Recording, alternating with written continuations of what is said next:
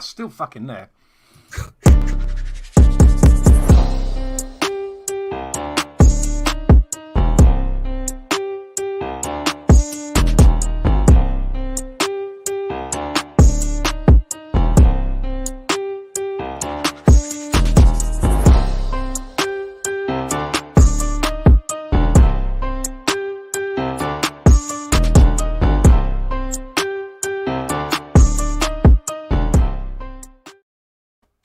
Hello, ComicsGate. This is the Midday Repartee. I'm Rotten Glory, joined today by Scotland's best shit superhero and CG's best shit artist, Captain Fuckhead. Hello. Well, how is it going, man? Apart from this particular feedback, which only happened 5 minutes before the fucking show, and I can't get rid of it. That made it in too. Like right before I started the video, that you're like hacking made it right into the show. It was awesome. No, I'm all right. I'm lost in one of Odie's pages, which will please Odie, will please Spartan, will please Liam. But it's not really pleasing me that much. Dude, yeah, I've flatted some pages that took a good 7, even 8 hours, man. I've done some detailed. It can really wear on you, man. Oh, it's not that. It's not that today. Like I'm all right with it. It's not a difficult page. It's just that Odie doesn't like to close lines. So there's you know what it's like if you're doing stuff like this. There's certain things you can do when you start a page that speed the process up a hell of a lot, but you just can't do it with Odie. You have to do it the proper fucking way. There's no shortcuts. No shortcuts with Odie, not at all. Yeah. Hail to the chat. We've got Smiling Bandito. Spin 2020. Only 75 to go. Woohoo. I'm not sure. 75? Is that referring to Doomsday Captain Kingdom? Corona. Captain Corona. I like that a lot. How's it going, Dave? It's more Captain Heineken, but yeah, I'll take that. Yeah. And I've got the link to the show in the chat. Anybody wants to come in and join this conversation. Really curious what people's, what people are thinking about what's going on out there. What? Hold on. Sorry, I was having an echo. No worries. It was me. That YouTube was repeating on itself. So, like, there's these fascinating videos. I'm just gonna maybe play a couple of them.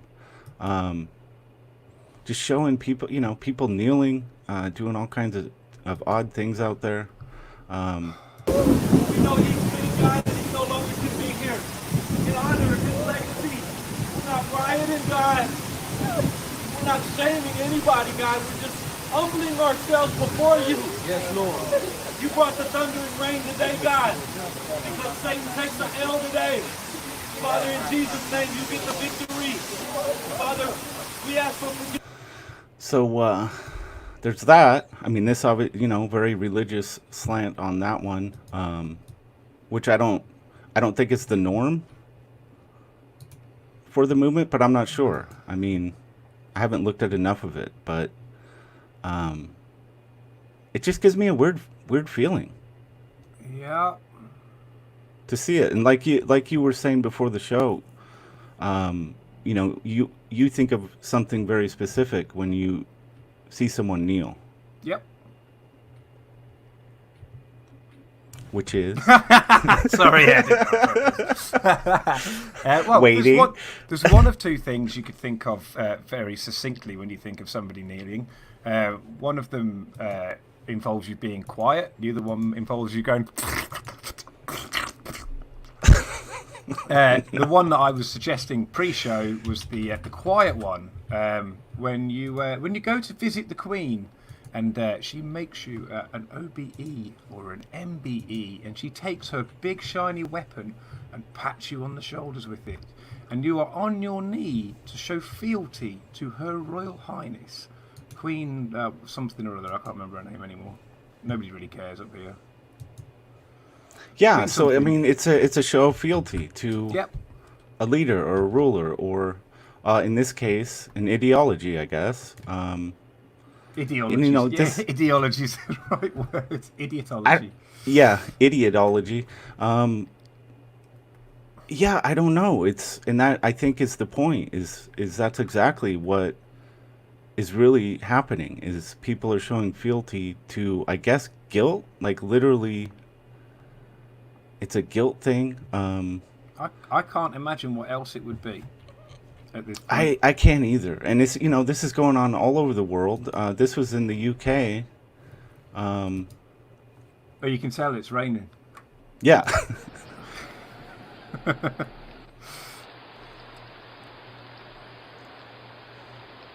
Well, at least they're keeping the social distance. Yeah, that's a nice plus, I guess. Blam! Every time I see that, I just think of comic books. Blam! Black Lives Matter! Black Lives Matter! Black Lives Matter! Black Lives Matter! Ah, look at the bus in the background flashing his lights. Get out of the fucking way. I've got a thing to do. Black Lives Matter!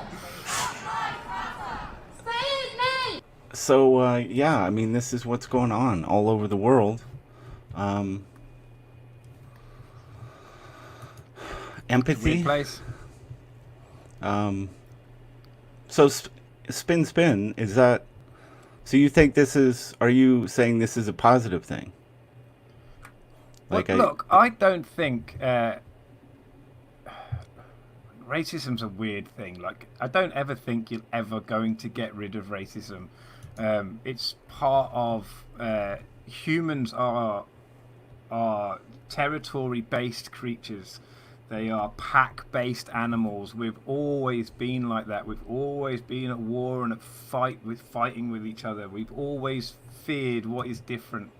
But we're at a point now in society, and I think honestly we were at this point in the mid-fucking-90s where racism is a very, very actual genuine racism, like real racism, isn't that common. It's not that common.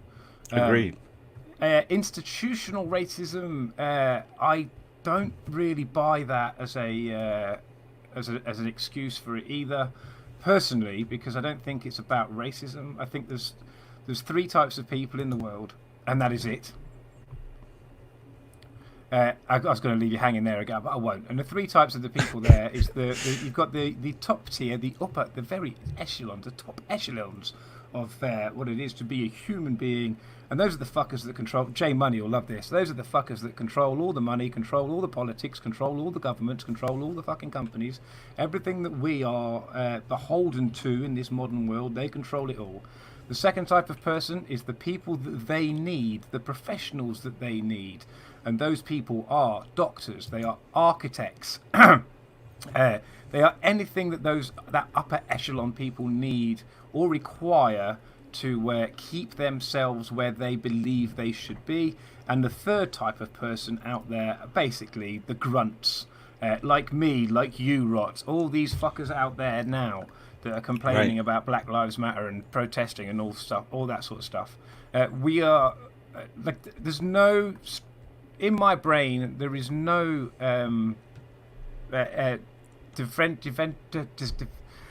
splitting between white lives, Asian lives, black lives, whatever. All fucking lives matter, period. Yes, shit has gone on in the past. There was slavery in Africa before the fucking white people turned up.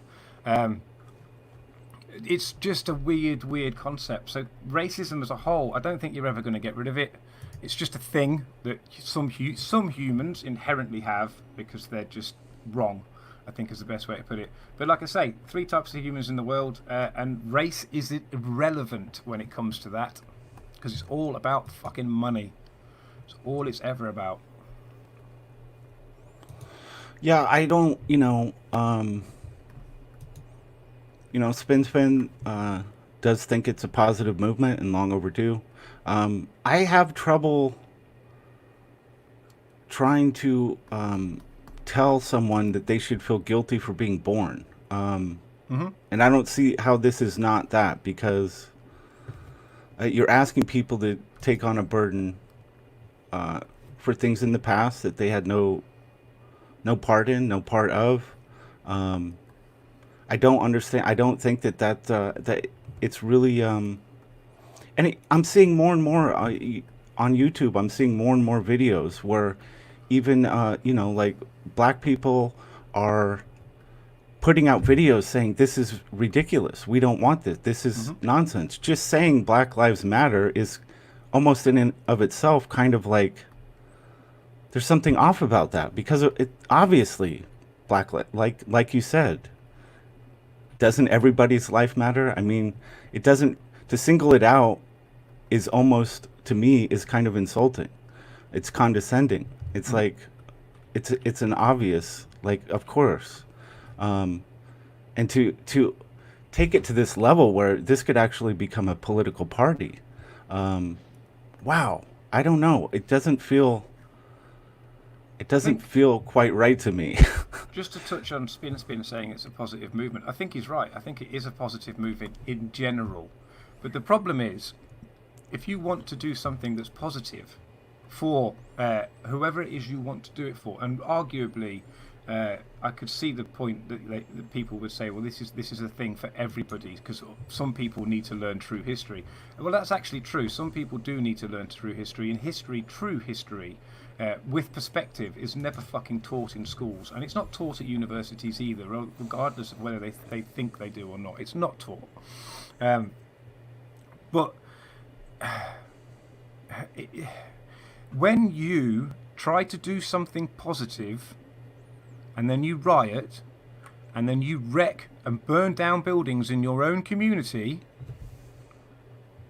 then you are not doing something positive. Anything that you were doing that is positive is tainted immediately. Yeah, I would agree with that. And also, I mean, if you look at, I found this photo. I'm hoping it'll be large enough to I was looking read. at that earlier. Let me get this off of here. So these are demands, right? Defund the police, which, as I understand it, probably doesn't mean what people think it means. I think the idea here is to replace the police with something else, something that will enforce a different set of rules, or, what those might be is anybody's guess, but we can guess it. They'd be quite alarming. Demilitarize communities. Okay. What does that mean? I don't know, because I don't live in a community that is militarized at all. No, so I'm not sure. Last time I checked, it was all right. Remove cops from schools. Not sure about that either. I don't recall cops being in schools. Maybe that's a new thing, or maybe it's going on in other places in the world that I'm not aware of. Free people from prison and jails. I mean, just a blanket statement of free people from jails. Okay. Repeal laws criminalizing survival. We know what that means. Yeah. I mean, these are so broad and ridiculous. It's like, well, what if somebody guns somebody down because they need food? Like, it's technically survival based, I guess. Survival to me would be, if you do that, my brain just goes to lions and tigers and the natural order of things. So if that's what they want, what I would suggest to you, if any of you out there feel so, we can go to the natural order of things if that's what you want. I can hunt, I can fish, I can strip meat, I can store meat, I can smoke meat, I can do all that. I'm fine. I'm all right. I can grow veg. I defend my compound as much as I would need to. Right. Yeah, I get that. Let's go. Invest in community self-governance. I know that I get. I'm open for that. Yeah. I'm good for that. Absolutely. Yeah. But is that really? I mean, I have a tough time that all of this isn't leading to more control rather than less government control. I find that really hard to believe. Provide safe, accessible housing. Obviously, having affordable housing. The housing prices where I am are just absolutely asinine. Like, nobody can afford them. What's the point? I know. The weird thing is, who the fuck wants to live in California? I sure as hell don't. Yeah, I don't get that at all. Getting the hell out of here. Fully invest in care, not cops. Again, Well, I'm assuming a lot of this means, more of a, free care for everyone. I'll tell you this: for a company, for a country that has a national health service, you know what? Being able to go to the doctor, great. Being able to get medication without having to have insurance, great. Removing insurance companies from anything like that is a fucking wise idea in my mind. But I'll tell you this: it's not all it's cracked up to be all the time. Yeah, and I think the Democratic Party is trying to kind of roll BLM into itself to some degree. And we know beyond a shadow of a doubt that Democrats are not for less government control. Absolute nonsense. Sorry, every time I hear it, I can't help but go blame. I don't know why. Spin, if you're able, it'd be great to have you in here. I don't know if you're set up, if you have the ability, but it'd be great to hear from you. And anyone else that wants to talk about this topic, because, it very well could be. Maybe I just I don't have a full picture of it. I don't have the full scope of it, but I just don't like this idea of submission, of fealty. Nope. We should all just respect each other as human beings. I don't want to live on if you want BLM to take control of the world, you better get ready to live on your knees, because that seems to be what they're asking of you. And I'm not doing it. I'm not going to kneel. Like, it's not happening. So I'm just living my life like other people, trying to make my own way. I respect the people around me until they do something that shows me that they don't deserve that respect, and that's just how it should be. I don't need a political party to enforce that, and none of us should. Nope. It's a weird situation. Well, I don't know, because if they do form a political party, and there seems to be, there's articles out there, I've read quite a few that suggest, and there are some pretty powerful people that are encouraging it. And if you just look at the surface, there seems to be a great deal of support for that. My question. So if they take office, what is that going to look like? My question to that would be, in a two-party system, which you have in the States, we essentially have that here, really, because there's only ever two parties that get into power on a union scale, on a domestic, on a national scale. It's slightly different, but not much different, because one party just replaced another, really. But who do they want to replace? Like, I've seen lots of these weird videos of these strange Karen ladies shouting at people on Twitter via their telephones, screaming, "Please don't make me vote for Joe Biden." Oh, right, I remember that. Yeah, remember that one? I love those videos. I think they're fucking hilarious. Like, these psychos. You psycho, what are you doing? You're not going to replace the Democrats. Not the Democrats. That's the Democrats. You're not going to replace the Republicans, because that was the founding principle of what America was built on, as being a republic. And there's so many fucking voters out there. You already know that, because Trump is in bloody power, you idiots. They've already got the voting bloc. So who do you want to replace? And is it going to be that easy to replace? Would you not be better off? Just from a normal perspective, would you not be better off just trying to join a party rather than create a new one? Yeah, and how you doing, Smiling Bandito? Great. Hail and well met. Cool. How you doing, Thanks sir? for coming on. Yeah. Sorry if I dropped the wrong link in the chat before. I have the correct one in there now. It's all good. Oops. It's all right. I went up and found it, looked after that situation myself. Nice. Was able to correct it. Now, can we get another 7 more people in here and see if Rock can keep control? Yeah, I was on the Wangcast. I think Smiling Bandito was there as well. Yeah. And we had 10 people rolling. I think it went pretty smooth, actually. It was certainly a lot of fun. Yeah. Yeah. Yeah, so this whole thing, I mean, Black Lives Matter. I don't know. I think it's all a lot of nonsense, and not because, people don't have genuine concerns. It's not that people don't have information, but we have too much misinformation that's out there, right? Like, it's not that people are being stupid. It's not that people are stupid. It's that they're working with the wrong information. Right. So, well, because I think at the end of the day, if everyone has the right information and see it as being valid, then they end up making the right choices. And because of the media and because of our entertainment industry being misinforming the general public for so long, most people don't know what's real information or not.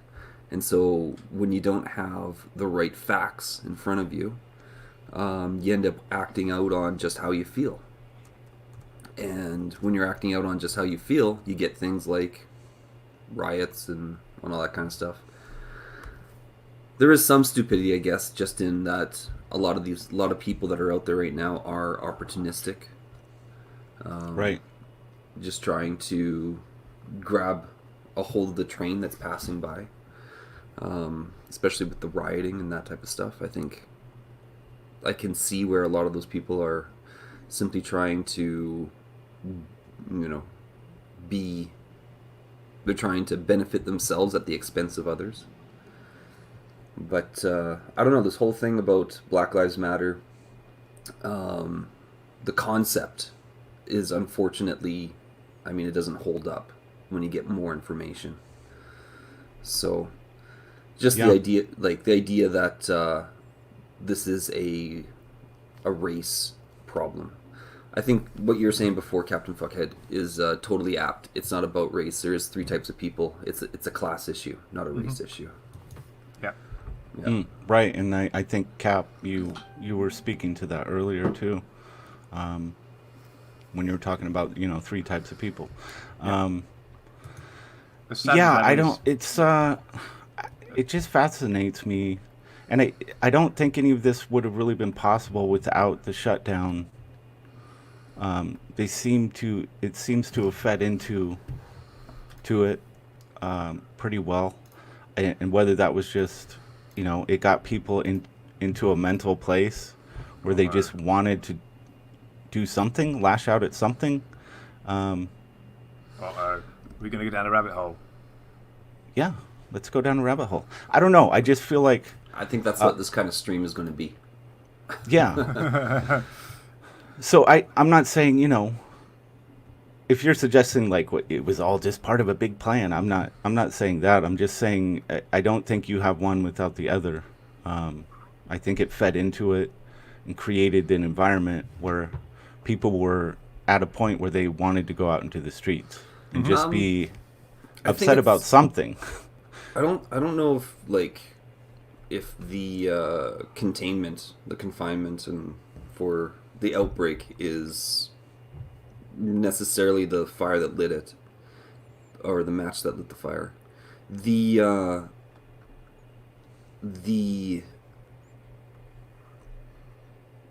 problem for the people that are at the head of this, we would consider it like the woke, the leftists, they were losing. I think they were in a position where they knew that Trump was at his highest approval ratings before this all started.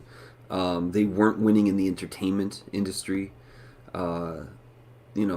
Movie after movie after movie was bombing at the office when they were saying it's good that we have these strong and brave, or what is it called, stunning and brave. We have these stunning and brave characters that are being represented, and they were failing, and they weren't able to get any more jobs. You had Brie Larson that was trying to campaign for her to get a Star Wars job, right? And she was lambasted in social media, and I think that's the reason she probably didn't get it. And so, you know, they were losing. They've been telling us all this time that they were helping us to move forward, and they were bringing us into a new era, and everyone was just like, you know, fuck you. Right. Shut the hell up. I just have to say, I do secretly hope that the real reason why she didn't get a Star Wars job is because Kevin Feige's got a new bit of scruff on the side. Oh yeah, I think that's totally it.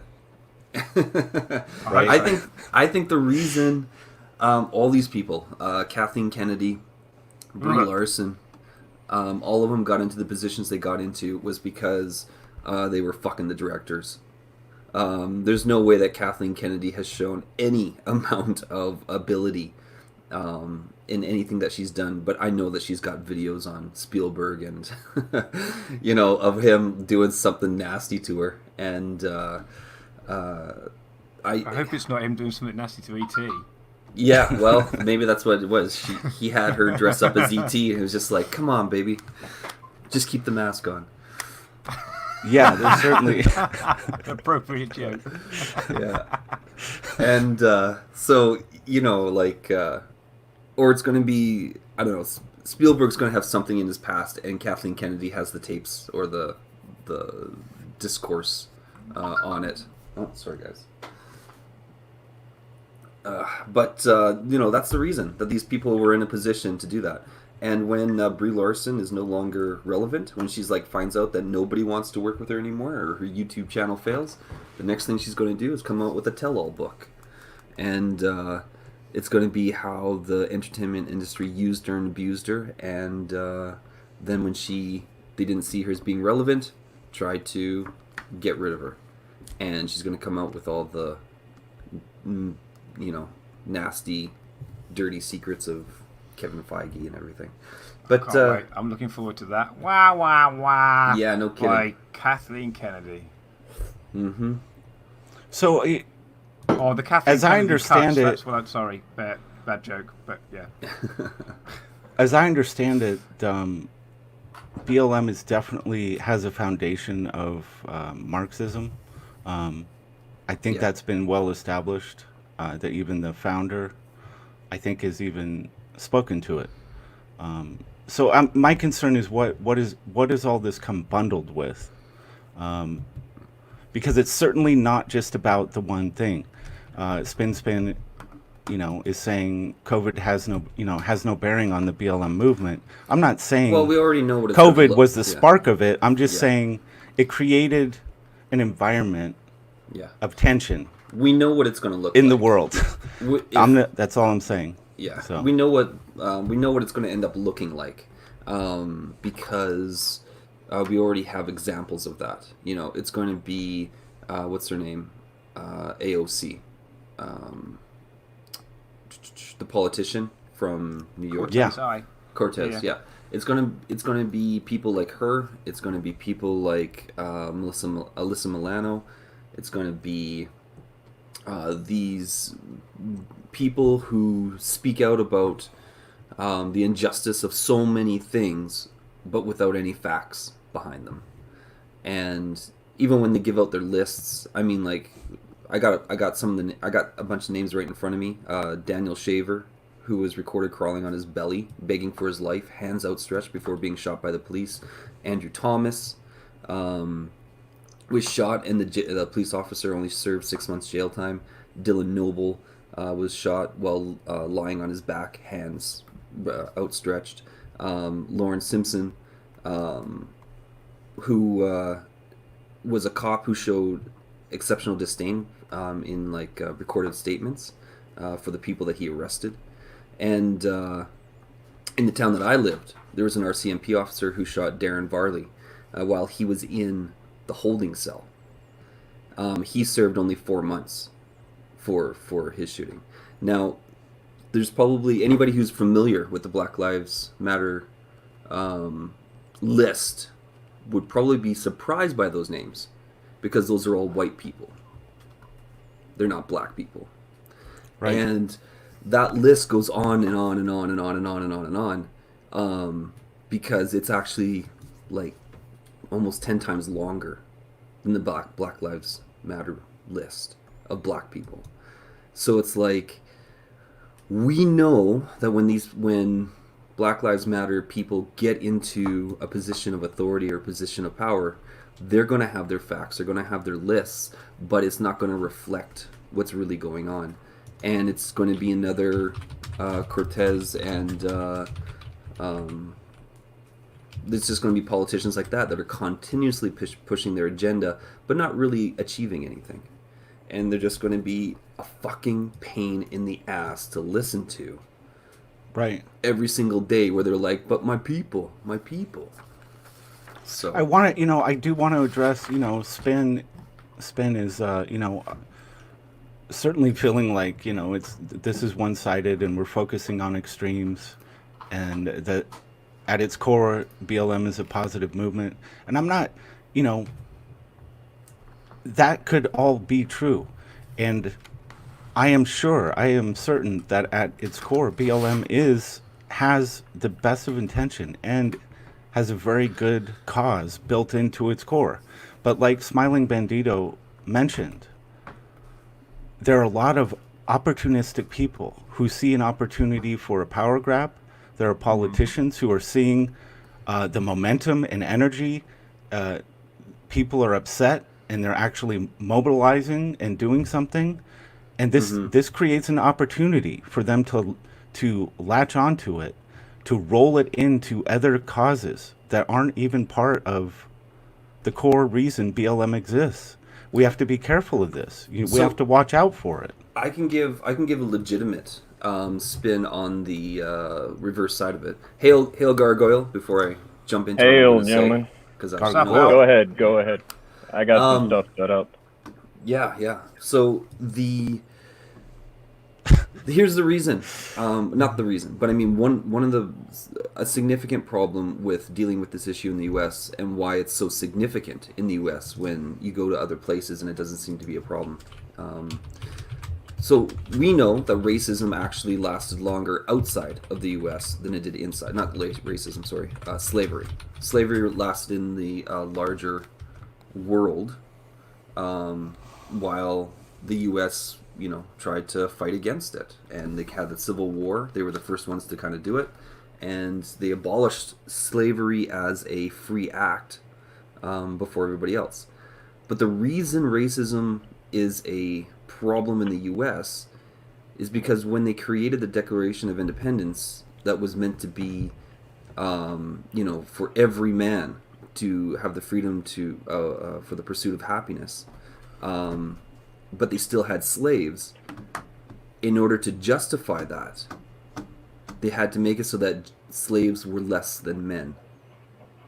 Correct. And because of that, and because black slavery was the standard in the U.S., there was a mentality that went across North America, though mostly in the South. I mean, there wasn't ever a time in some of the northern states where black men couldn't vote. So I think it was like Massachusetts or something. Black, white, didn't matter what race you came from, you were always allowed to vote. It was always considered to be equal. But there was a mentality that slaves had to be less than men, otherwise they would have the rights to pursue their own happiness. And that was because of the Declaration of Independence. And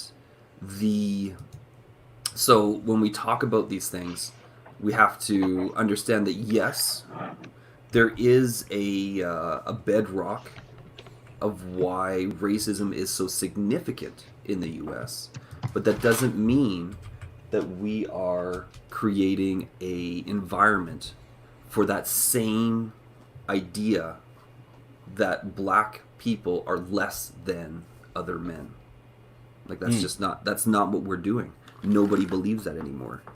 And because Correct. we don't recognize that, because one side doesn't recognize that, we continue to have this problem. Yeah, well put, man.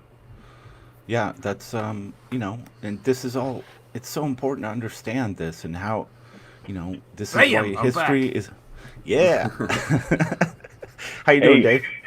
Hey, Dave. Yeah, not bad, not bad. Thought I'd come in here. It seems Good. a bit down today, everyone. Such a serious issue. I love every time you turn up, mate. I thought I'd going come in here into a late and just dark fucking end. make it a little bit lighter. You dissing Let's on me turn with this Sonny into a Jackson, happy right? discussion.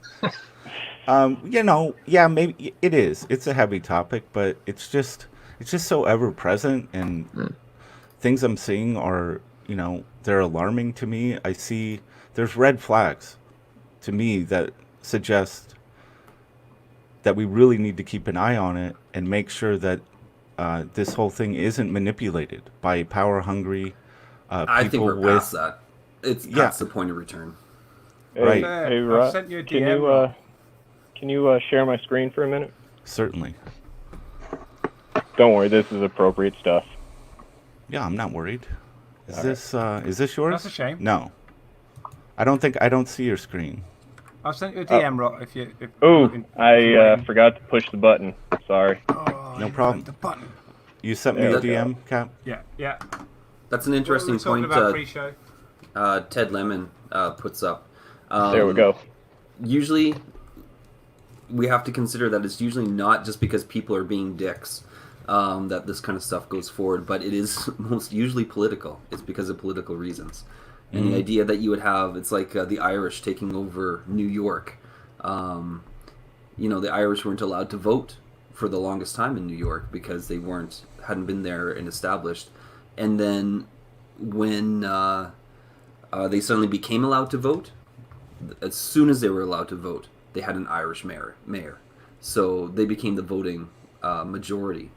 And that's an interesting thought, that in the South, they weren't allowed to be considered full citizens because then they would have the voting majority. So, Right. Yeah. To be honest, I'm not even sure the Irish are allowed to vote in Ireland at the moment. Oh, really? I don't want to disrupt anybody's Complicated talking. situation No. there How it too. works. That was just a little side note. I just thought that it was a good point that Ted was making, and I don't know if that was the case or not, but I think we should always consider that usually it's the politicians that are making these choices, not just the people.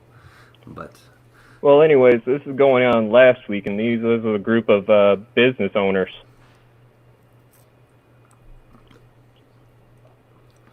hard to find killers of women. Did you share audio? Is there supposed to be audio? Is there audio shared? Not today. We can't hear it. I can't hear it. Oh, I don't. What do I got to push? When you have to close this out, and then when you go to share the Chrome tab, there's a little check mark. You've got to check mark the thing that says share audio. Right in the bottom left. And you have to be in Chrome. I'll just explain the video. It's Okay. simple. These are a group of black business owners that are offering nearly $75,000. That's $25,000 each to turn in the child killers that killed a bunch of children last weekend in the huge shooting spree of Chicago. Now, what boggles my mind is, why do fucking business people have to offer the community money to turn in child killers? Being one of the children that were killed was a target over the father, and the father knew who killed his son, and he wasn't going to cooperate with police over the person who killed his son. Vanessa Gillian, who you guys heard of recently, the soldier that went missing. These are her killers. Hang on, give it a second, that pops up. And once again, it's still nonchalant. It disgusts me because the gentleman that killed her, raped her, beat her head in with a hammer, hid her in a toolbox, and then him and his girlfriend went out, chopped her to pieces, tried to burn the body, but couldn't. Then just scattered the pieces everywhere. And, this is going on in the now. This was going on when the George Floyd death started. But, of course, this is kind of nonchalant. This thing happens every day. And then the month before the death of Miss Nipsey Hussle, you guys all remember that, right? That's down. Basically a month before that, this girl Her name is Trinity Jones. She was killed in child abuse. She was found in a luggage bag. And the ironic thing about her is she was wearing a shirt that said Princess Superhero or some shit like that. Pink shirts, dead, stuffed in a luggage bag. Wow.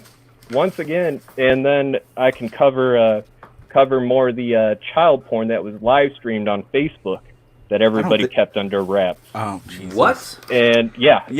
This stream What is really the dark. fuck is I wrong am with dark. people? I am going dark. Here's another one that breaks your heart. A mixed race kid who was abused by his own father and fed to pigs. This is, give it a second, you can see his face. I don't want to show you the video. There's a depressing video where he's starving so bad, his own stepmother's videotape him eating out of the fucking garbage out of the yard. Where was anybody for him? Yeah. Where was anybody for him? And let's go. Oh, let's go darker. but strippers this need to make more money, so they're going to go out into the streets and protest about how they're not getting fucking more tips because of Black Lives Matter. Oh, this was more of a positive story. Seriously? Off-duty cops stopped this man from kidnapping children. That was more of a better story. But let me go down more. This gentleman also beat the shit out of and killed his own children. And So how does this? This was the guy who killed the cops. And how are you connecting this to the discussion? I mean, I can. No, there's more significant things out there. How am I connecting to the? Yeah, I just want to hear. I just want to hear. Black Lives Matter is a gross pick and choose who you want to march for. All these children were ignored. You don't know the names of them. I just told you right now. Yeah. Right now, like this girl right there, she turned down a dude. He got mad. He raped her. He killed her. You haven't heard about her.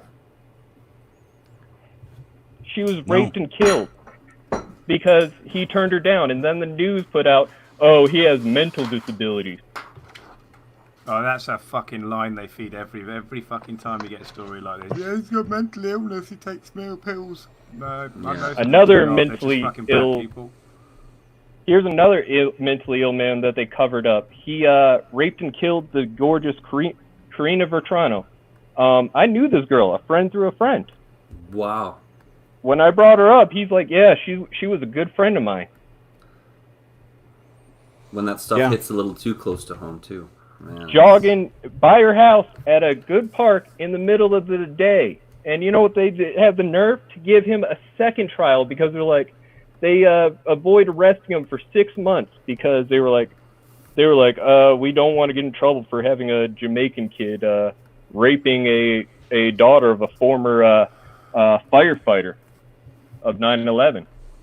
Oh, here's another one they kept under wraps of the little boy who was burnt beyond recognition in twine during Christmas Day when the Trayvon Martin case was going on. Give it a second, it pops up. This is just mean, but you can read the case. And what else is nerve-wracking is they didn't start convicting her his murderer till about 3 years later.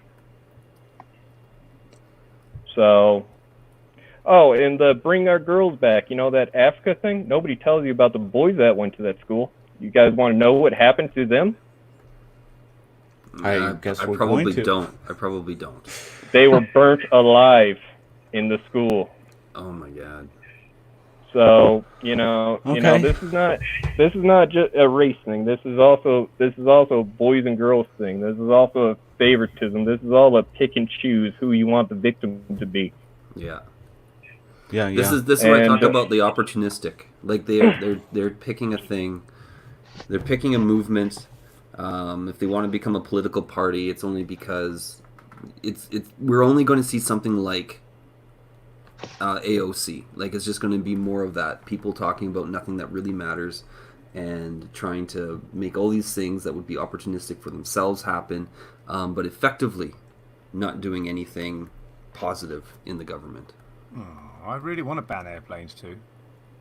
Yeah, well. Yeah. Well, it's not doing like.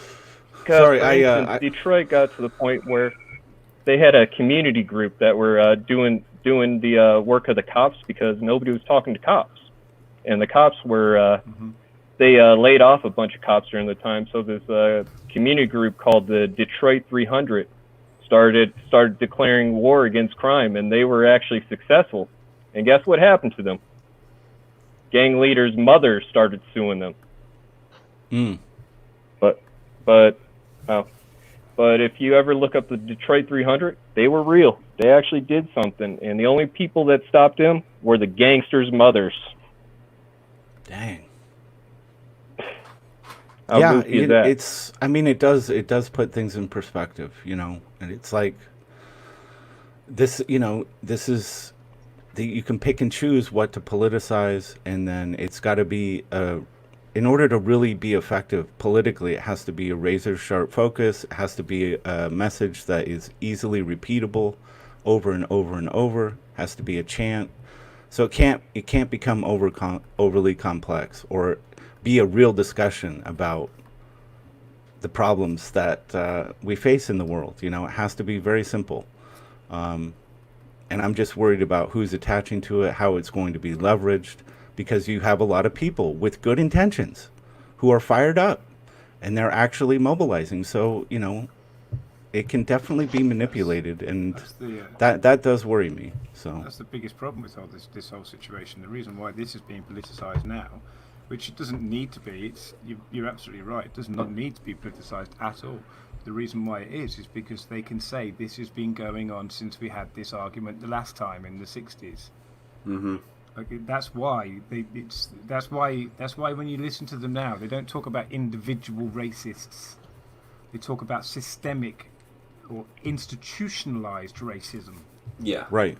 Which is just class.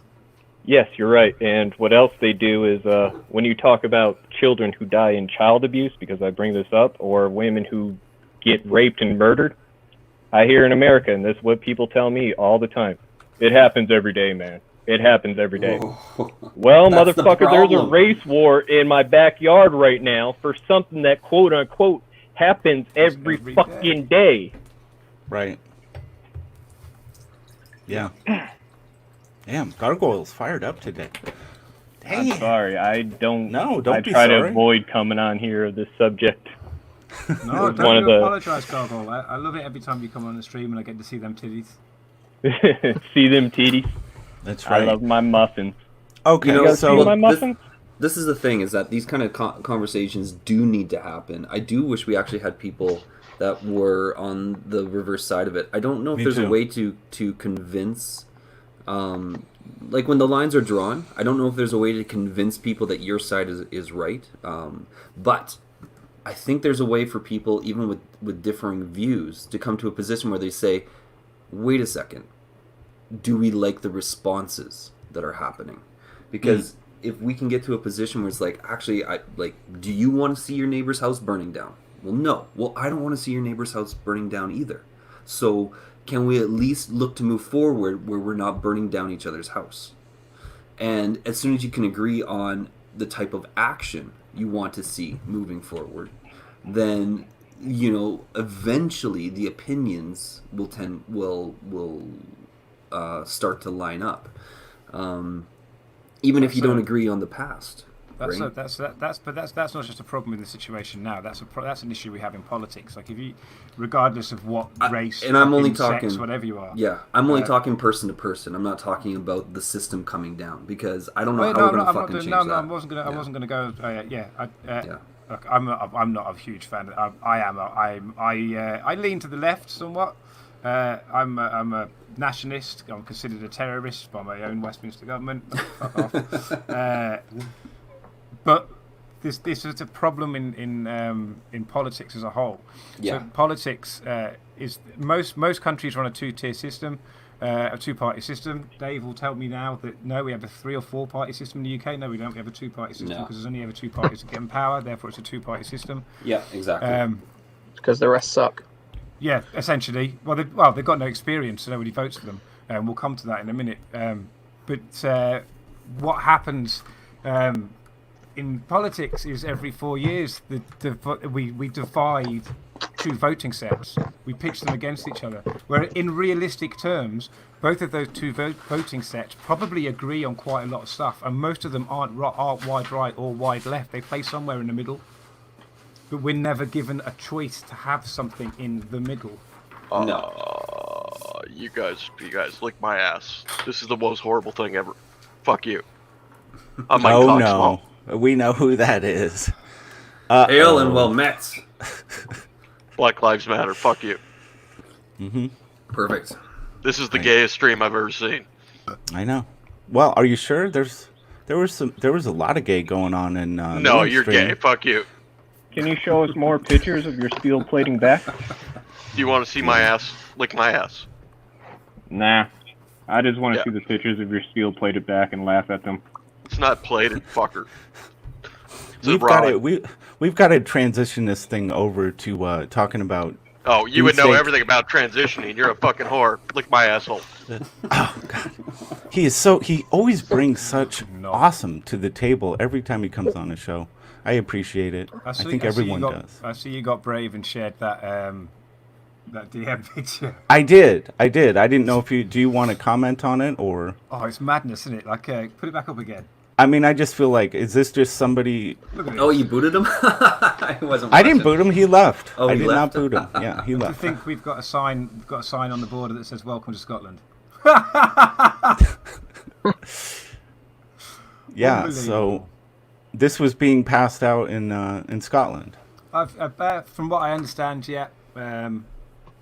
Dave will remember there was some stuff going on in Glasgow a few weeks ago. Can't remember where it was. St George's Square, St something Square. There's always Saint something Square, big square in Glasgow. And it was on a Sunday, and Black Lives Matter, the leftists, the weirdos, you know what they're like. The ones that change stuff with surgery, and the ones that all the people that aren't basically, you know what I'm fucking saying. They all turned up. They all turned up on a Sunday morning to pull down a bunch of statues. And what happened in Scotland? All the unionists who have any excuse for a fight. To be fair, they will. All the football thugs, any excuse for a fight. All amassed in the middle of this square in Glasgow. And as the weirdos descended on it, they just went, "Come on, then, we'll have a fight." And they all ran away. Yep. And all that was left was the moderately normal people, and I use moderately loosely because they do like to fight. Right. Yeah, but it was interesting to see that. So there was, instead of because I've seen in London that statues just getting pulled down. I've seen it in the States. I've seen it. Seen it. I think I've seen it in Bristol. Yeah, I think Dave mentioned they something about that. pulled down Colston's statue in Bristol City Centre, and they chucked it in the river. Which I thought was, baby. but We I just thought was get local fans kind out. of funny, just because they actually managed to get it all the way to the river and chucked it in. But at the same time, that shouldn't. The statue should have been removed a long time ago and put in a museum, but it shouldn't have been taken like that. So I want to try and transition to Doomsday Kingdom. Love Pigeon is supposed to be gracing us soon. Yes. So that, let's maybe I don't know. Talk What can we about zombies. About the, zombies. Something like let's. This project looks really cool. This image on the Black Lives Matter.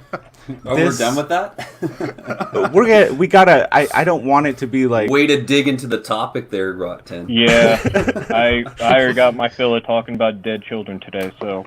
Yeah. Yeah, I wanted to It's touch always base on it. It is probably something. Maybe I shouldn't.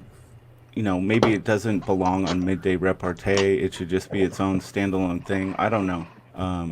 Man, if you And wanna it have would a be, conversation I don't about think it Rob- works unless we have people on both sides discussing it. If it's just a one-sided conversation, probably not the best. This image, though, on the campaign page for Doomsday Kingdom is That's just great, innit? absolutely love it. I remember when Jim showed me that for the first time. I was like, "Shut the Yeah. fuck up!" Yeah, It's it's dope. so good. It's so good. Okay, well, let's see what this is. I'm sure it's great. Hello, Nervous Tick. He's shy. and I was already feeling nervous about this, and I'm very nervous now. And that clown was very scary. I know. I know. you Rick It's gonna be Moranis? okay. It's gonna be okay.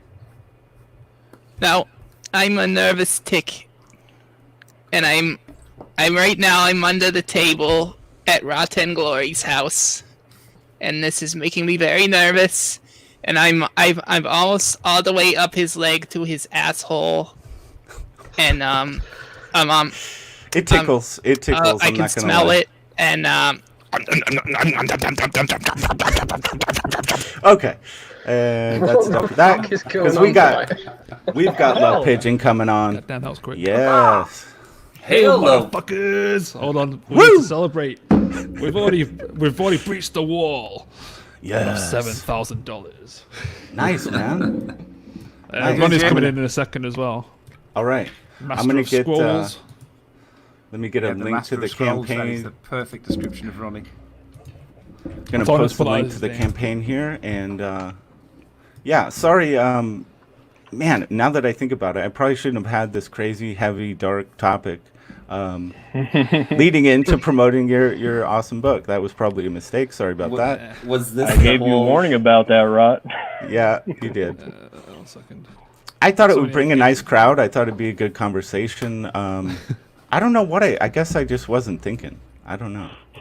That's pretty normal. I didn't for know. I me. didn't know. Oh yeah, I forgot we can have 10 people now, innit? Yeah. How you doing, Ronnie? Just bring him in. Hey, Ronnie. Fuck, I gotta unmute my mic, get my head out of my ass. What's going on, gentlemen? Good to see you again, son. So you're the nervous tick. Okay. The nervous dick? Yeah, sure. That's me. Nervous tick. Oh, Tick. Heard you wrong. I'm used to be called other names. Right. Let me just do something in the background. He's Oh, always not doing something in again. the Not background. again. I'm just setting up this PDF. real Nice. Oh, cool. Are we going to see some exclusive Yeah, material? boy. All right. Wow. Nice. Just Ronnie, you're looking very clean this evening. Yeah, I cut my hair. I couldn't stand it. Got rid of that shit. I'm in North Carolina now, so, you know, it's always 115 degrees, and that's just unbearable. Absolutely unbearable.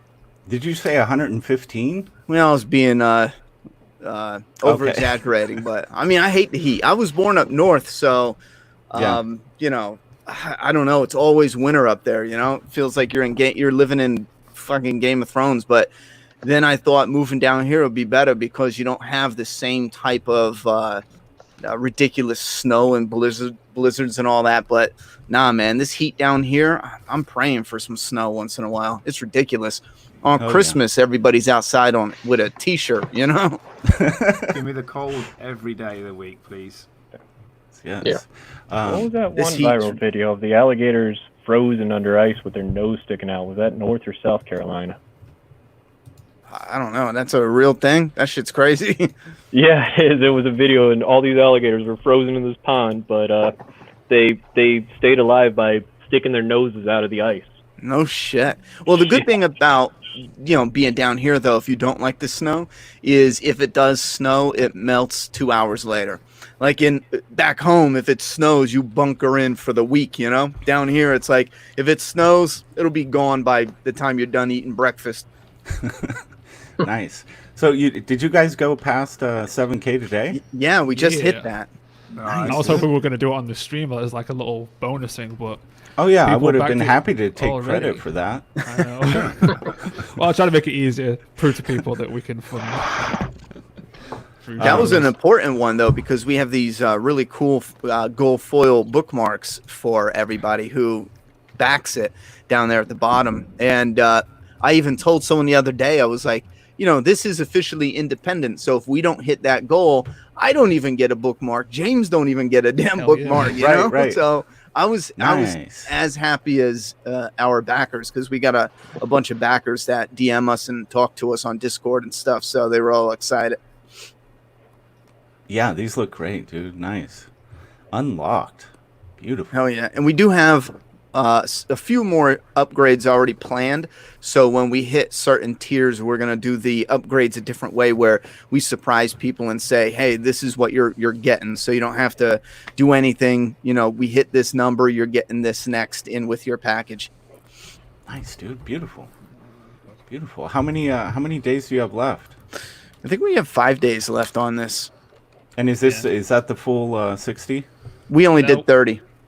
Okay. Are you gonna? But we are going to extend it. Plus 30 more. Yeah. You can Yeah, extend everyone it to yelled 60. at us to extend it. We were gonna just do 30, go in demand, ship that shit out quick, and like keep it moving. And but it, everyone yelled at us. No, so extend it because you're funded, because you're already funded. When that 30 days runs out, if you extend it for another 30 days, because you're already fully funded, Indiegogo will give you a boost. So you go up the Indiegogo rankings. Really? So the more, that's why people do it this way now. You do the 30, extend for the 30, because once you're funded, they push you up the pyramid, so you get more eyes in your book. That's why people are doing it this way. I didn't know that part of it. Yeah, that's why people are doing it. So yeah, it's worth extending. Yeah, there's always a game to play for sure. Did you guys? Do you want me to play the video? You want to kick it off with that? Yeah, that's fine. Okay. I'll be done in a second as well.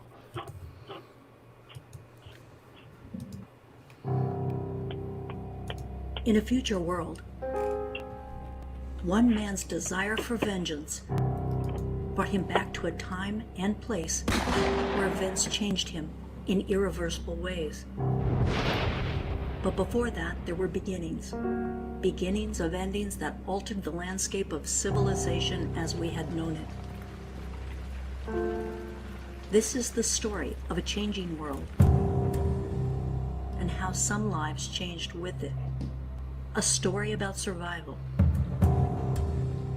from those trapped within the Doomsday Kingdom, where there's a bigger story to tell. Creepy noise. Yes.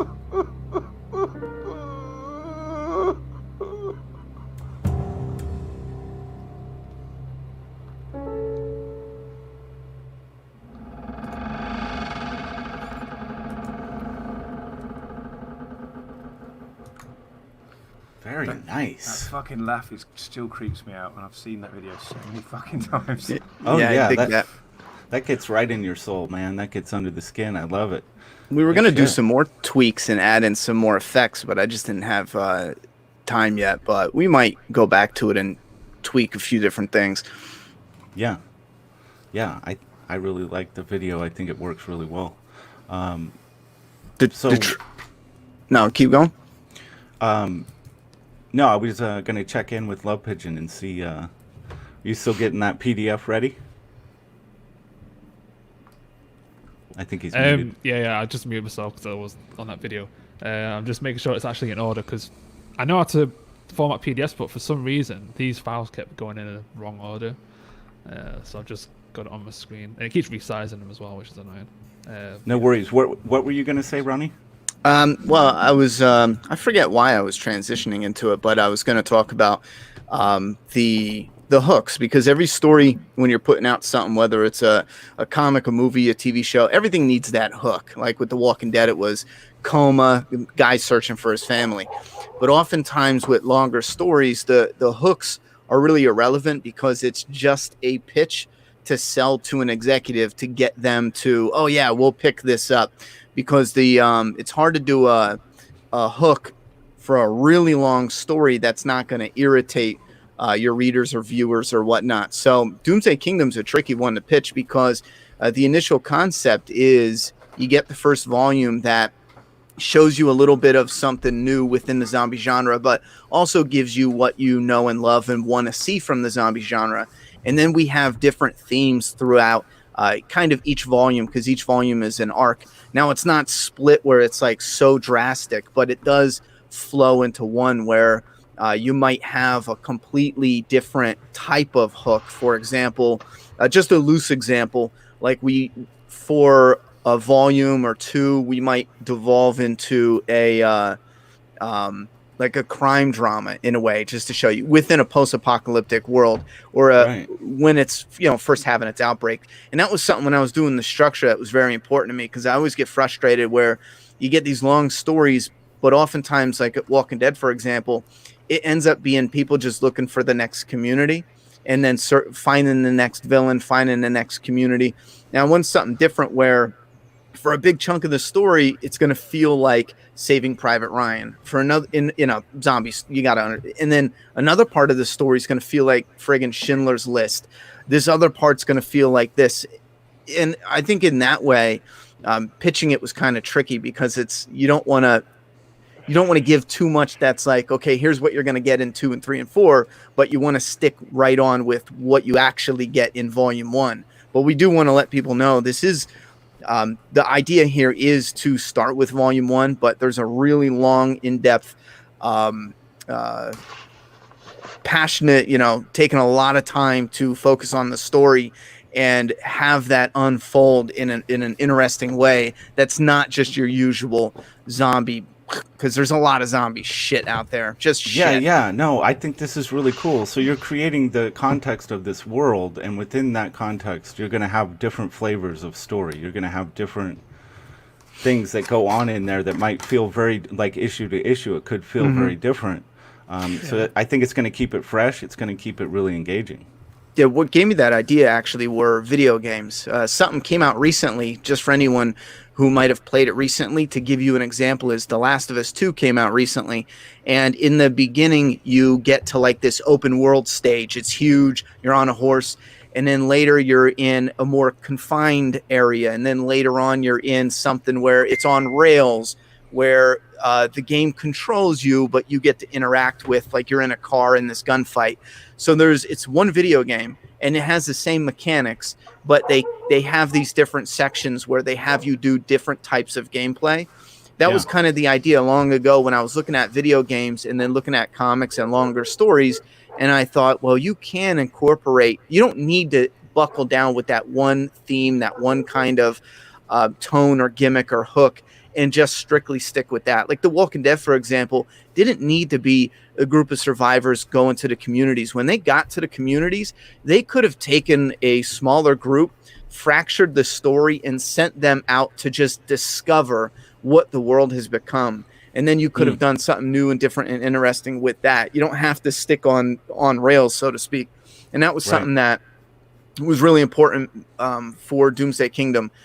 Because it's a longer story. So for those interested in jumping in for the long haul, I want to let you know here and now, I plan on definitely incorporating a lot of different spices and flavors, so to speak, so it doesn't get boring and stale like a lot of other properties tend to do.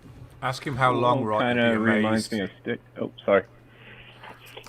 What's that? Ask him how long, Rot. You'd be amazed. Like he's got this thing that is just boggles my mind every time I think about it. Yeah, man. Well, get it out.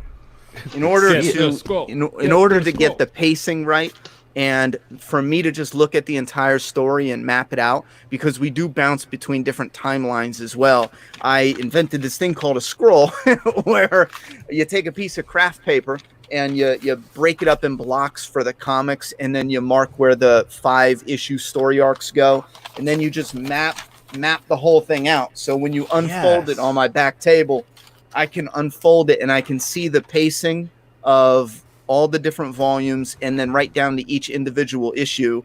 And then I can see that I set something up in issue 1 that you come back around to in issue 6, and then in issue 12, and then in issue 30. You know what I mean? Damn, dude, that's brilliant. Man's a genius. Nice. This is Tolkien level shit, man. I'm not going to do that with every story I write. I already have another one where... Very nice. Like a superhero one where I write that different. Doomsday Kingdom right now is the only one I use a scroll on, just because it is a story that spans like 2 decades in that actual timeline. And it's really important because we go back in time. It's really important. I know what happens for that grave, what happens with the feeding post, for example. That's a really important one, because the first volume is called The Feeding Post, and it is essentially a post in the ground where you would tie up your prisoner, and zombies would come out of the woods. We call them creeps, but the creeps would come out of the woods and eat him alive, and that's his punishment. So that's what the feeding post is. So you start out and everything's already there in issue 1, but once we get to another issue, you'll see a little more about the house and the car and the grave, and it'll give you a little more context to issue 1. So then when you reread it, you'll kind of once we get to like issue 50 or so, you'll be like, holy shit, I know everything from issue 1, and done in a way that I found was more interesting. Because issue 1s are only valuable because it's the first one, right? And I wanted it to be valuable with the physical copy, but also the inside story. I wanted that to have value. So you're going to revisit the Feeding Post, and then part 2, and then part 3 within that, unveiling the events that took place there. Dude, yeah, that's my putting ridiculous that level of thought and time into the timeline and structure of the larger story you're telling that's going to create such special moments for readers, man. And especially, I think comic readers just appreciate that to such a high extent, man. I applaud you for putting in that kind of effort. That's really cool. Thank you very much. I hope so. That's one thing I'm really aiming for, certain moments that in shows like Game of Thrones where they set up, I won't spoil it, but they set up a Hodor moment, just as a loose example. They set up this stuff early on, and then seasons later they do like this big reveal. Now, whether or not people like that particular one, that is something that I do enjoy, where they lay the seeds really early, and then it makes the payoff. It's better than them showing you something in episode 67 and then they give you the reveal in 68. I love when they show you something in episode 2 and you think it's just like a character trait, but then when you get to like episode 60, it's like, oh, now I see the weight of that, Yeah. It has more of an emotional punch. Yeah, and it gives you the opportunity to, where you get to a certain point and you go, oh shit, there's this big revelation and it's all interconnected. So when you go back and read it again, it's a different experience. Mm-hmm. You have a whole different perspective on it. And I love that kind of storytelling. It's really cool. Changing the context. I agree totally with that. I love that as well. So Love Pigeon, you've got something set up for us here? So I'm only on one screen, so it's going to be tricky. So the campaign's obviously been up for nearly a month now, so now that we've hit our goal, we wanted to just show a little bit more, especially as a little treat for the people that let us on their shows. Nice. So we have the opening of basically Volume 1. There are going to be some tweaks to it because, like I say, this is our collection of issues 1 to 5. So there might be some changes when you actually get the book in terms of word balloons and stuff, but this will just give you a little sense of it. Because what Ronnie has mentioned in like previous things is like making the first issue special, not just for the fact that it's special. So we've also mentioned that we have different timelines going on. So this is where issue 1 opens. Nice. Hopefully you can all hear me properly as well. So You're good, Jim. You're good. Doomsday Kingdom exclusive preview. If people want to do voices, they can. If this doesn't show up, tell me. Because I can't see StreamYards. Yeah, it's showing up. It's showing up pretty decently. It's maybe a little hard to read, but we can. I think we can work with it. Can you zoom in a little bit and then scroll down? Enhance. Do you want us to do voiceovers for you? If you would like, to make it more interesting. Okay. How many characters you got in these pages? There's 2 in this scene. All right. You choose, Rot. You do the casting. I do Don't the casting. Even think about it, Rot. Don't you even dare. Yeah, I'll play one. Love Pigeon, were you gonna voice something? Well, there's actually 3, but there's 2 main. There's a doctor that only has 1 line. Okay, gotcha. I'll be the guardian. I'll set it up. Who are you? Nobody. Now we both know that isn't true. Oh my god, it feels like I'm replaying a character I've played because I've done this voice so many times for this character, and I've done trailers with this dialogue as well. Now we both know that isn't true. Everyone alive these days has become somebody. Now, I'm going to talk and you're going to listen. Then you're going to talk and I am going to listen. I don't want to hurt your people. I want to protect mine. Those restraints, they're for our safety, not your captivity. We didn't attack you, just to make that clear. I can feel your anger. The air between us is thick with it. So, take a breath. Calm your mind. Let us pull that arrow out, and we can just talk. And I think that's the rider. I forgot. Yeah, that's the rider. Yeah. Go for it, Rot. If you want me to believe that, then you have some serious explaining to do.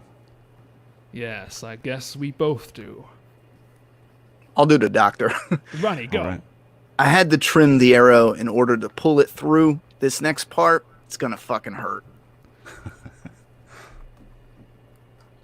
Oh wait, he does have another line.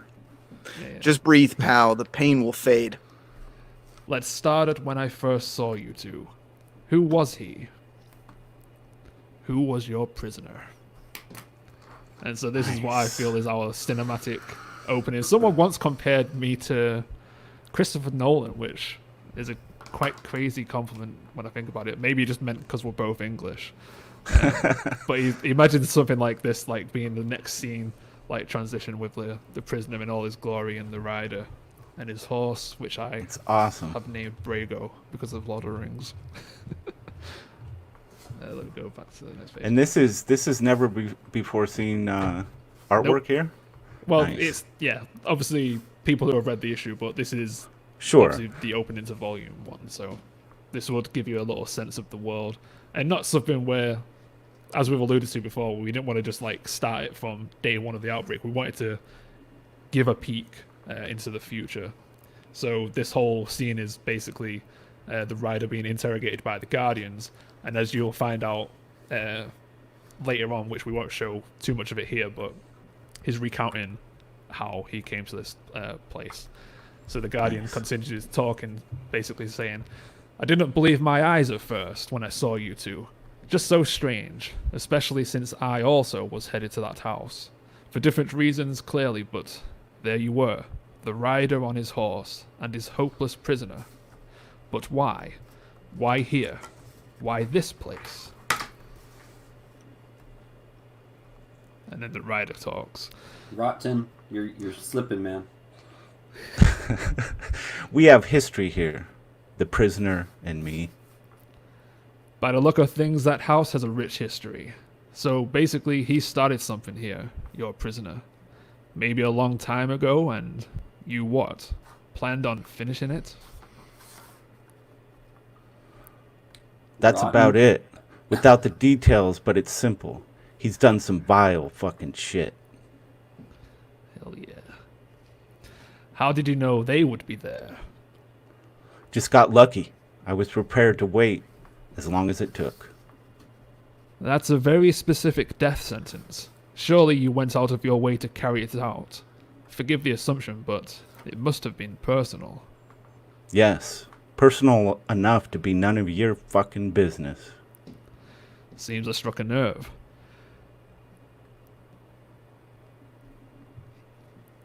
Easy now. It won't be long. You aren't the only one with some connection to that house. I saw your brief hesitation when you looked at it. The cross. That is the reason why I was going to that house. It's how I ended up in those woods, watching you and your prisoner. I go there as often as I can to pay my respects. It's not just about who is in the ground under that cross. It's about how they came to rest there. For me, it's very fucking personal, too. My prisoner, the piece of shit. My friend. We survived a lot together. None of us is without blood on their hands, especially me.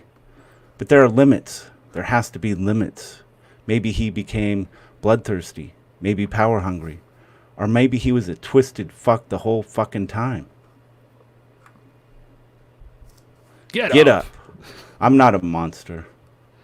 Maybe not, but you have to admit, it looks bad, no? Yeah, I can see how it might look. I'd probably detain me too if I saw a leather-clad prick dragging some poor bastard with a sack on his head. How many pages do I put in this? On your knees, fuckface. Hey. Well, you will... Oh, wait, did I skip? I might have skipped a little bit because I didn't want to show too much. But we'll just go through the rest. I just wanted to show some artwork. And another thing why I wanted to do this little preview as well is I keep banging on about this, and Cap is sick of hearing it by now, but he always goes on about how I want to draw this issue all over again because I've got so much better since I did it. Yeah, but- that happens. I'm sure that, Yeah. every creator goes through that. Just like, oh shit, now that I've done this, I feel It has I've a nostalgia improved to it enough. as well. Yeah. But like even when I draw the rider now, like there's so much more work that goes into them now, so it takes even longer to draw them. But we end our little preview of the first issue with the rider basically taunting the prisoner. So you can read this bit if you want. Let me get it full screen again. You're gonna die today. Everything you have done, past and present, the choices you made brought you here. Same for me. The last thing you'll hear will be your own screams as you're eaten alive. And then, in a badass gust of wind, leaves blow, and the rider walks away, leaving the prisoner to his uncertain fate. Once you walked away from the post, did you know I was watching you? And then, boom, we'll leave the tease there. And then these are just some extra pages that are interspersed throughout the volume, because obviously it's all one continuous story, so I just wanted to show some different artwork that's not on the thing, but we don't have to read this stuff as well. This is just awesome, dude. Stuff for you all. Yeah, that was really fun, dude. It's such a, I can't wait to just delve into this world, and especially now knowing that you're gonna tell all these different flavor stories within what you're building, and they're gonna connect to each other in meaningful ways. That's where it's at.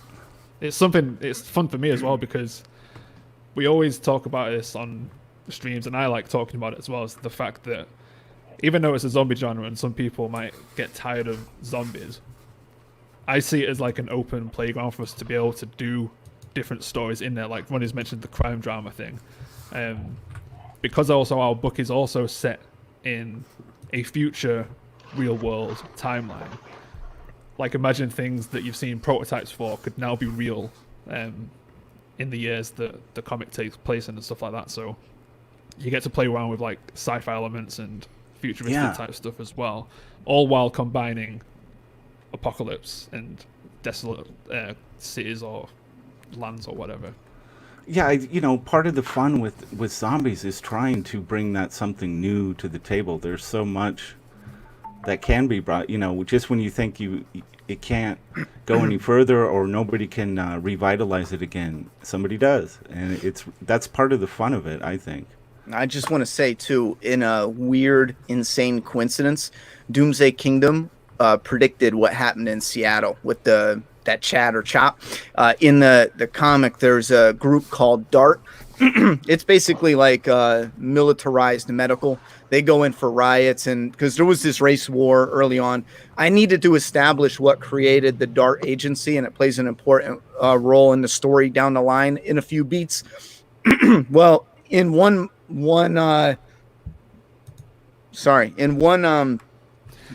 span of time that was before the comic, there was a group that did this like takeover of this area in an actual city, and it lasted for like 40 some days. I went over all the notes in a different stream, and this was like when Chop was starting to kick up. I talked about it, and it essentially got so bad that the people that started it betrayed some of the other leaders, and then DART was sent in. They assassinated some of the leaders, and then they were able to break it down and get rid of it, and yada yada yada. But I did mention how weird and coincidental that was, that and also the some of the race war stuff. Now in the comic you don't get to that. You hear some of the backstory, but there are some things that are leftover remnants of for example, that race war.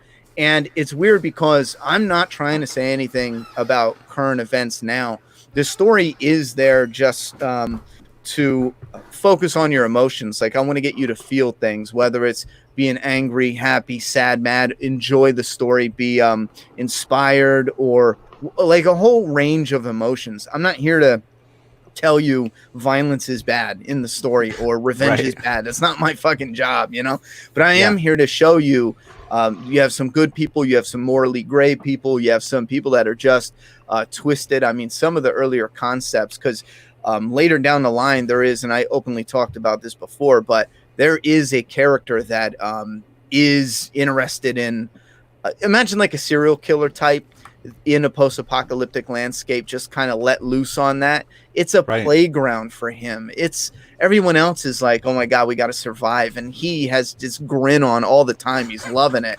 So there's a wide range of different types of characters that hopefully I'm hoping can stay grounded enough, but also still have that comic flair, because you still need that comic flair somewhat. Oh, yeah. Yeah, for sure. And the writer, I cringe now because I didn't pick up on it, but in issue 1, the writer, I don't know why, but a couple people have asked me why he talks if he's like the silent gruff type. And I was like, I don't know.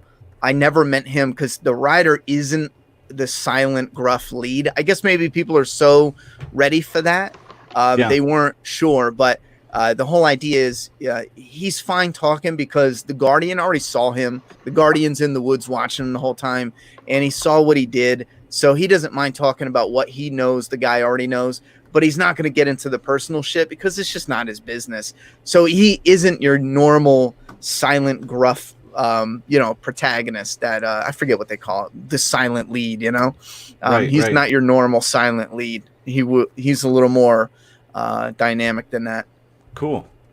Hell yeah. So tell people, let's hear a little bit about your tiers here, and obviously your featured perk is probably the one people will want to get. What is this one about, the featured tier? You want to go, James? Well, this is the book. The all book? of its glory. Nice. We've been experimenting with changing the featured perk every now and then, but this is our whole reason for Indiegogo crowdfunding in general is to be able to get the story out to a wider audience, and to also satisfy those who like reading stories in one continuous form and not have to wait for individual issues to come out or whatever.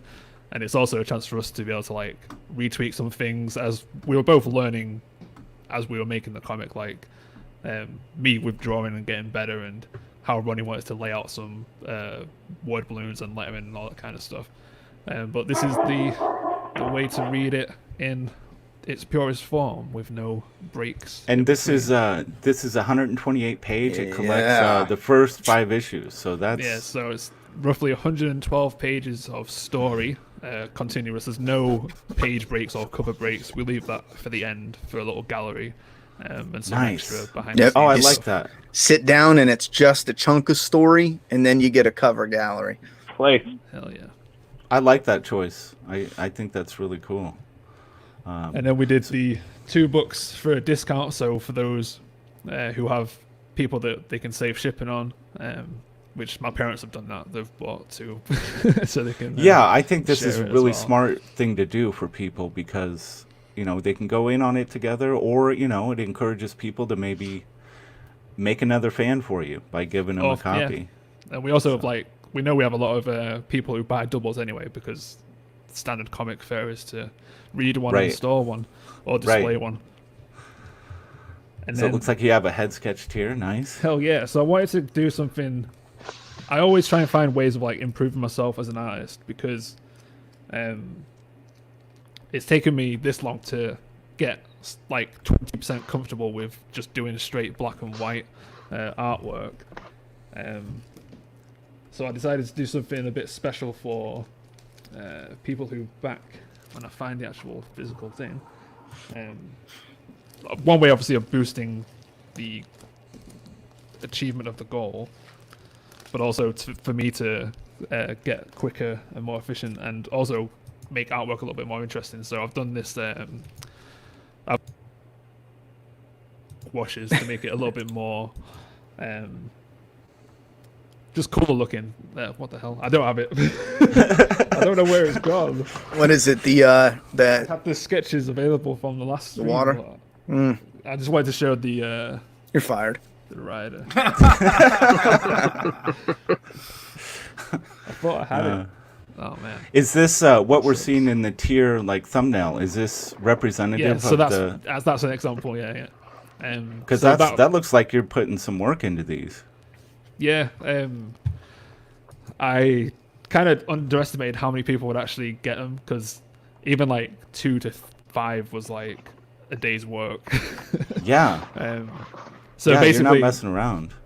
Because this is like to get new people, but also to have like a little mini piece of original artwork. But because I don't know the characters and stuff, I've just kept it simple, where you can choose a head sketch of the rider, which is the main character that we've been seeing throughout all the promo stuff, or you can have a zombie, to make it a bit more interesting. Some people have bought 2 of the tiers so they can have 1 of each. Nice, dude. Cool. That's cool that you gave a choice. Very nice. And that's $60 is generous, man. Thank you very much. Cool. And then we have the classic staple of Indiegogo, it seems now, is to offer some original artwork. So this is all of the artwork that I've had for issues 1 to 4. That's pretty much been sold. And because I tend to work like half digital, half traditional, depending on how I feel on the day, and also how quick I want to get pages done. Issue 5 has 90% been done traditional, so that we could offer original pages to people as well, nice. And also help boost the campaign. And this is all work from the latter half of Volume 1, but it's also the best work that I've done, because every time we do an issue, like, it takes so long to draw the issue, and then I have to color it all, color everything myself as well. By the time it comes to drawing like a new issue, I kind of forget how to draw in a way. So for me to have the balls to even like commit pen to paper for so many pages, there's 18 pages there that are available, but this is the best of the best pages that I've got. Very nice. Now, how are you working the page? So I'm giving them a choice. Process? I've seen people not be a fan of blind choice. I'm not a fan of that either, if I could just say so myself. Yeah, but like I said, I've not curated in a way. These are pages that I would like to have myself, but not every single page is like an action page, but they are cool pages, the key pages that will pay off later on in the book as well.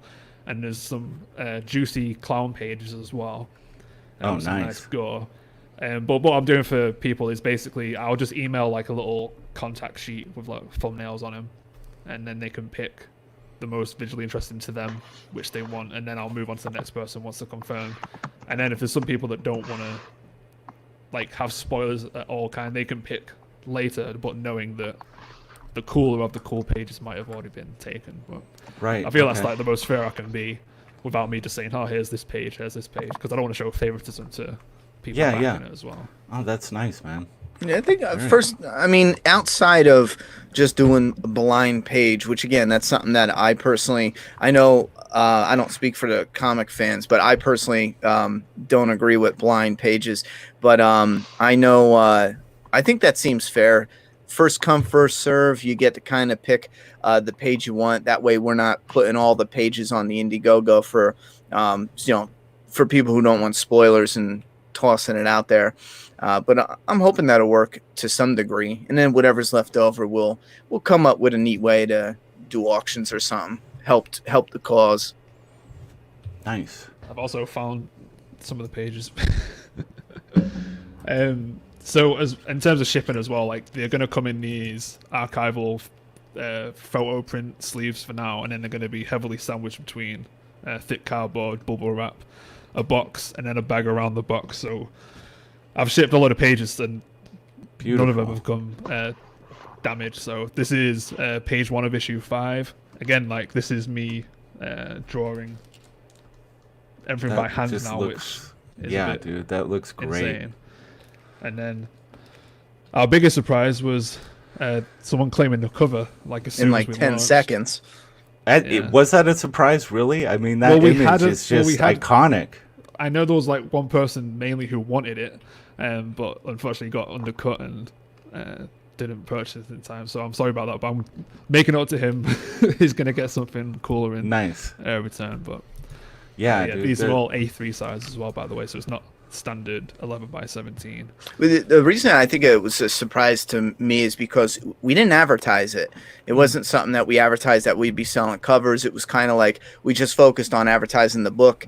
And so when we launched the Indiegogo, it was like gone immediately. And that's why I was so shocked, because I didn't think people were ready and waiting for artwork, because we just talked about the book and the book. But yeah, it was gone fast.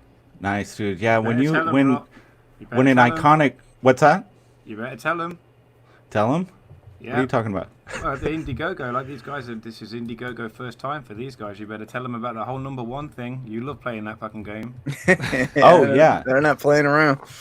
Right. Yeah, the #1 backer deal. Was there a kind of a competition going on for that? Didn't actually think of that, but I was planning one backer? For. Yeah, like whoever. Well, I'll need to check who the first backer is, but I will put something special in. And also the person that got us to 7K, which was our main goal because we wanted to get those bookmarks. He's going to get something extra in his package. Yeah, as well. those look great, man. And congratulations on going over 7K. Yeah, someone just straight donated just to get us at 7K, which was like, nice. Yo, that's what's up. Doesn't even want something. Do we just give him a book anyway? That's really cool. What if we send his package and the bookmark is missing? How bad would that be? We'd be the worst. Just send him the bookmark. Yeah. Here's what you get.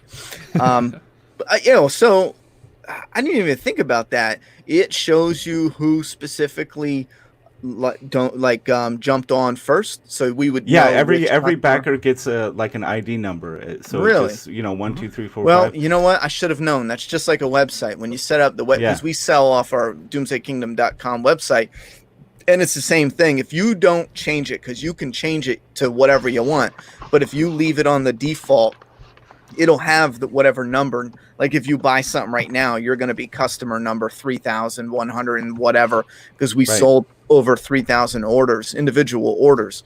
So I should have thought about that. Yeah, it's become kind of a thing. Like when there's a big launch day for a project, people are anticipating. Really, it's kind of like people are lined up, really anxious to try and get that #1 spot. So it's fun. I didn't even think of that. Poor old Comic Mark, when Peephole launched his little gay art book, Comic Mark was all lined up for that #1 spot, because Comic Mark was the only person that had the live link to the campaign. Yeah, I still beat him. Wow. That doesn't even count. That doesn't count. That's not a pure victory, man. No, I didn't have the link. He only shared the link with Mark. Yeah, I beat him to it. Oh, you did? That's a victory 101. Well, that just speaks to Comic Mark's how slow habits. Is he? They hadn't even said the campaign was live yet either, and I was just like, "Fuck it, it's live. I'm having." That's what happened. I think it was Battlebrick Road. I think I snagged the #1, and it, it's going. So you just keep hitting refresh on that page, and before it's announced in the chat that it's actually live, usually you can sneak in there, and it's fun. It's just a fun thing to build excitement, Mm-hmm. I got number 69 with Slaughter Squad. Got no prizes. No prizes. Yeah. Well, this looks like a great project. It's clear that you guys are committed to this thing for the long haul. I mean, you've got a scroll, for Christ's sake. Yeah. This thing is mapped out. And that's going to, I think, just knowing that as fans, as readers, I think that really people are going to be committed to getting every issue because they want to see how they connect. They want to have that full experience. So I think it's really smart that you've shared that. And it's definitely appreciated that you're putting in that kind of care with your story. Do you want to be amazed again, Rob?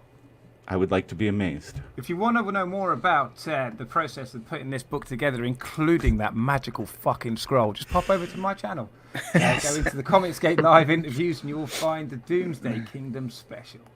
Yes, the king of Segway strikes again. I love it, dude. You're very good. We could all learn from you, Captain. Yes, I also need to know what happens at the end of this book as well. So that's another thing. So, I'm really glad you guys came on the show. I appreciate that. Definitely, thanks for having us on.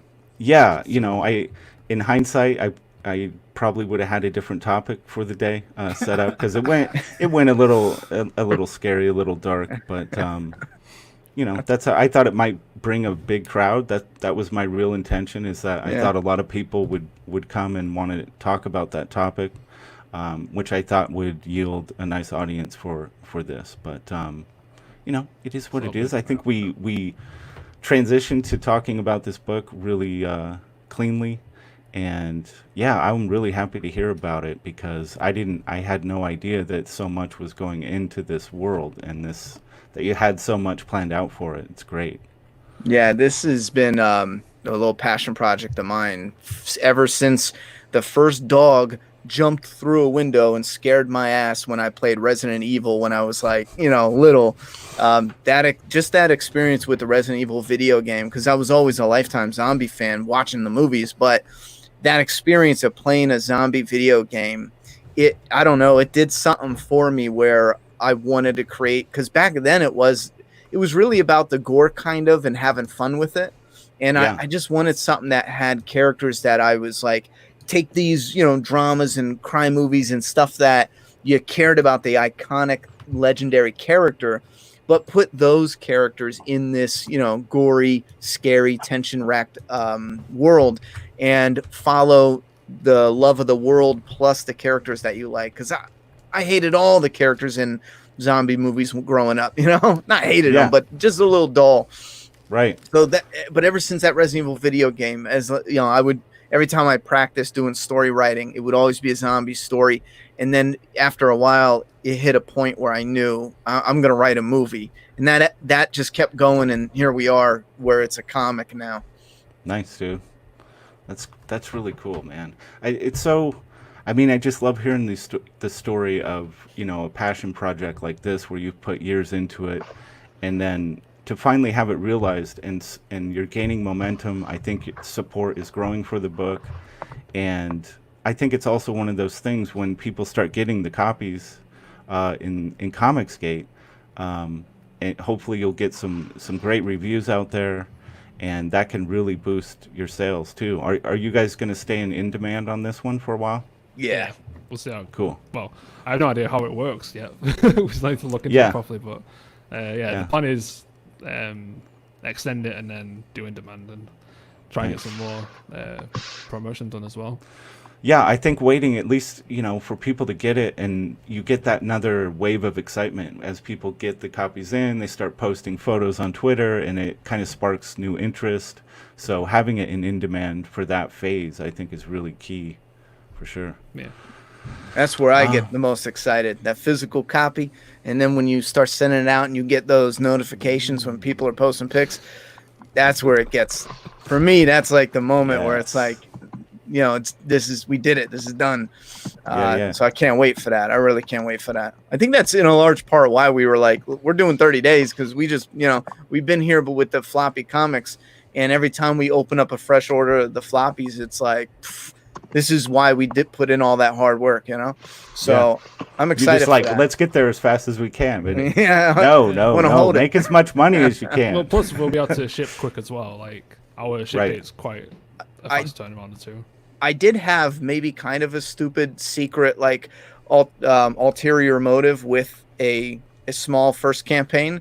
One of my motives was to do a small first campaign and do promotion out the ass for volume 2, and then show that growth, and then be because I saw someone sharing a chart with, like, you know, comic books from ComicsGate with that doubled, tripled, and quadrupled from book 1 to book 2. Yeah. And I was like, I want us to be the king of that. So that was an ulterior motive where it's like, okay, let's do $5,000. No, I get that, but let's you know, keep it under 10 and then crank it up for 2, you know?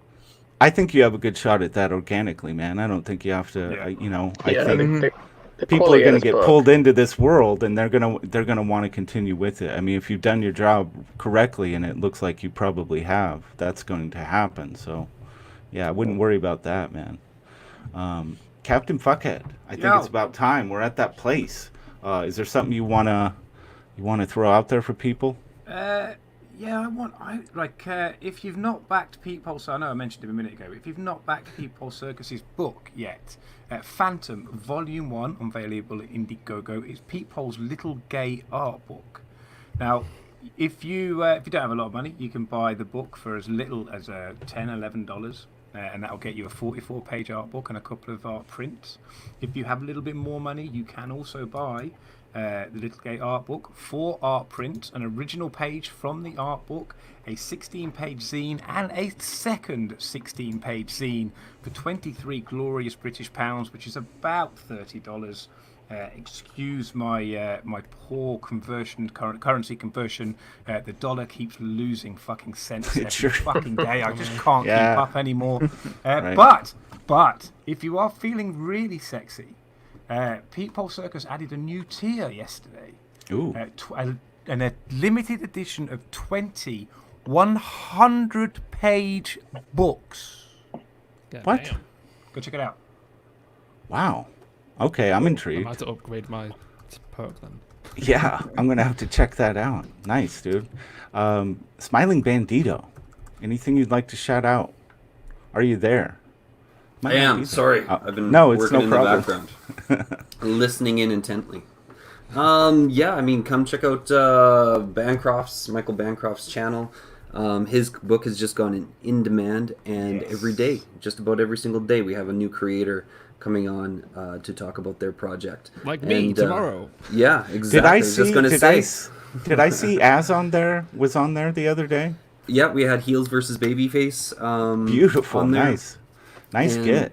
Oh yeah, no, and Art T Bear has come around as well, and Bancroft is growing quite the channel, and it is definitely the sexiest chat in ComicsGate. If anybody else wants to be a part of that, so all right, one definitely of the come sexiest by. books out there too. Absolutely, that's a fact.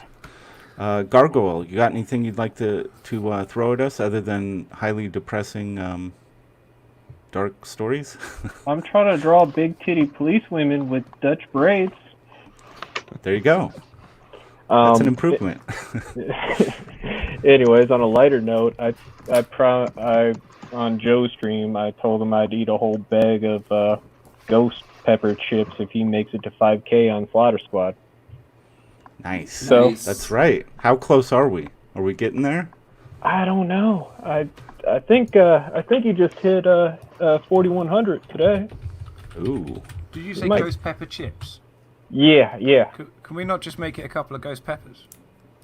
Well, see, my wife bought the bag already because I was supposed to punish myself for not finishing the Templar last March, but nobody really gave a fuck.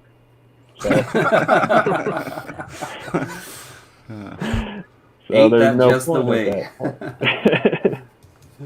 Yeah, it's 4,081. So I think this is gonna happen, man. I think we're gonna get to experience that.